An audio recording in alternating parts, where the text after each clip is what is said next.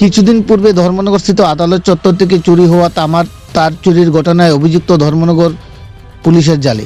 জানা গেছে, তামার তার চুরিকাণ্ডের পরিপ্রেক্ষিতে আদালতের পক্ষ থেকে বিষয়টি নিয়ে ধর্মনগর থানায় একটি লিখিত অভিযোগ দায়ের করা হয়।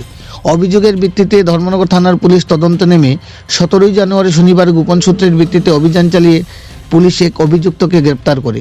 গ্রেপ্তার হওয়া অভিযুক্তের নাম সিদ্দিক আলী। তার বাড়ি কৈলাসহর স্থিত ইরানি থানাধীন পূর্ব ইয়াজে খাউড়া এলাকায়।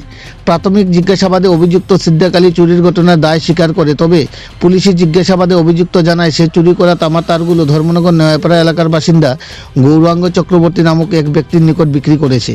পরবর্তীতে তার দেওয়া তথ্যের ভিত্তিতে ধর্মনগর পুলিশ গৌরাঙ্গ চক্রবর্তীর বাড়িতে গিয়ে চুরি যাওয়া তামার তার উদ্ধার করে। পাশাপাশি উদ্ধার করা হয় আরও বেশ কিছু সন্দেহজনক সামগ্রী। বর্তমানে আটক অভিযুক্ত সিদ্দিক আলী পুলিশ জিজ্ঞাসাবাদে চালিয়ে যাচ্ছে। এই বিষয়ে মহকুমা পুলিশ আধিকারিক জয়ন্ত কর্মকার জানান, আইনশৃঙ্খলা বজায় রাখতে এবং চুরি সহ অপরাধমূলক কর্মকাণ্ড দমনে এ ধরনের অভিযান আগামী দিনে অব্যাহত থাকবে। তবে চুরি হওয়া সামগ্রী ক্রয় করার অভিযোগে সমান দোষে অভিযুক্ত গৌরাঙ্গ চক্রবর্তীকে ধর্মনগর পুলিশ গ্রেপ্তার না করাতে ধর্মনগর পুলিশকে নিয়ে জনমনে উদ্বেগ ও তীব্র সমালোচনার ঝড় বইছে গোটা ধর্মনগর জুড়ে। ধর্মনগর থেকে নিজস্ব প্রতিনিধির রিপোর্ট, শ্যামলী ত্রিপুরা। কিছুদিন পূর্বে ধর্মনগর মাননীয় আদালতের ভিতর থেকে কিছু তামার তার চুরি হয়েছে বলে মাননীয় আদালত থেকে আমাদের কাছে একটা অভিযোগপত্র পাঠানো হয়। সেটা যথারীতি ধর্মনগর থানাতে রেজিস্টার্ড হয়েছে কেস এবং ইনভেস্টিগেশন হয়েছে। আজকে সকালে সিক্রেট সোর্সের মাধ্যমে আমরা একটা খবর পাই যে একজন ইনভলভ আছে এই কেসটাতে। আমরা ইমিডিয়েটলি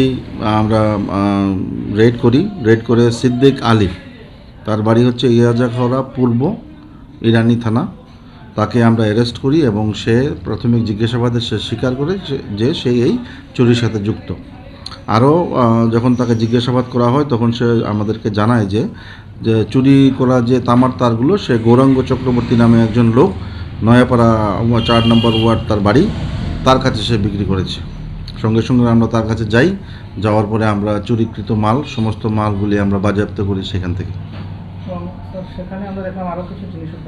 আরও কিছু আনুষঙ্গিক জিনিসপত্র সেখান থেকে রিকভারি হয়েছে, সেগুলিও তদন্ত সাপেক্ষ, তদন্ত চলছে সে বিষয়গুলো। আপনারা জানেন কিছুদিন পূর্বে গতকালকেও আমরা একটা আইফোন রিকভারি করেছি।